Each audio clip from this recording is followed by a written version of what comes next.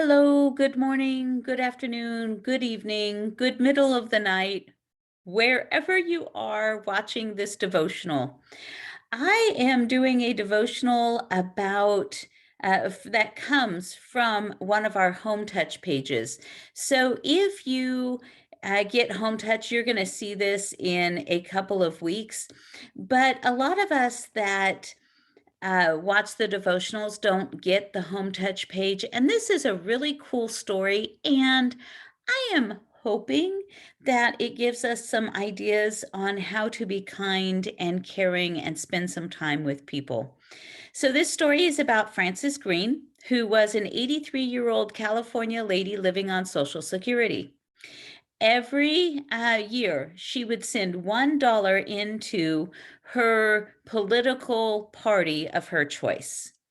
One day, Frances got a fundraising letter in the mail inviting her to the White House to meet President Reagan. So it tells you how long ago it was. And if you can figure it out, you can deduct that she was sending that dollar to the Republican National Committee.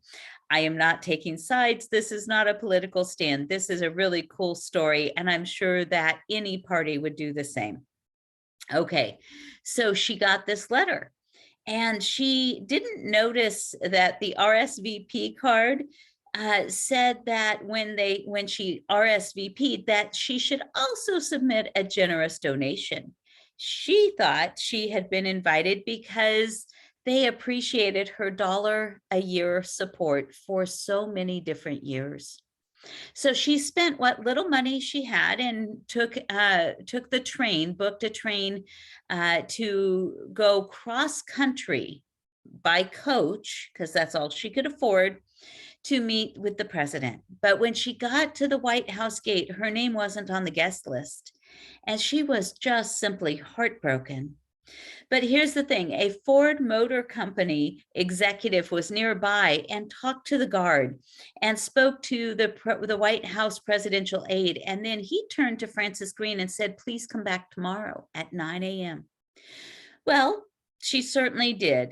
And there was a lot going on that day. It certainly wasn't calm at the White House for whatever reason that particular day. But Frances Green showed up at 9 o'clock, just like she was told, full of expectation and enthusiasm. She was met by the company official from Ford Motor Company. And then she was also met with someone who gave her a wonderful tour of the White House. Now, this particular person was able to give her a tour going right by the Oval Office, and the door was open.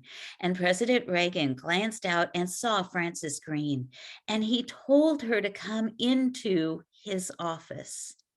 Well, as she entered, he rose from his desk and called out, Frances, those lousy computers, they messed up again. If I'd known you were coming, I would have come out there to get you myself. And then he invited her to sit down, and they talked leisurely about California, her town, her life, and her family. The President of the United States gave Frances Green a lot of time that day, more time than he could afford to give. And the Ford Motor executive also did the same thing, probably more time he could afford to give either. And both he and the president took the time to be kind and compassionate. So it is my prayer this week, because here's what I'm thinking. If busy people like presidents or executives of Ford Motor or any other executive of a very well-known company, if they can take the time, and this is a true story, by the way, if they can take the time to spend with someone like Frances, who could give nothing in return, they didn't spend the time because of what she could give. They spent the time because it was the right and compassionate and kind thing to do. So I'm hoping that this week we can find somebody to spend time with. It's not about whether we think we have enough time to spend. It's about being kind and compassionate and taking the time. After all, God takes his time with us, and we know how busy he is. So this week, let's take some time, dedicate it to somebody not for what they can give us, but for the sole and simple reason of being kind and compassionate. Blessings.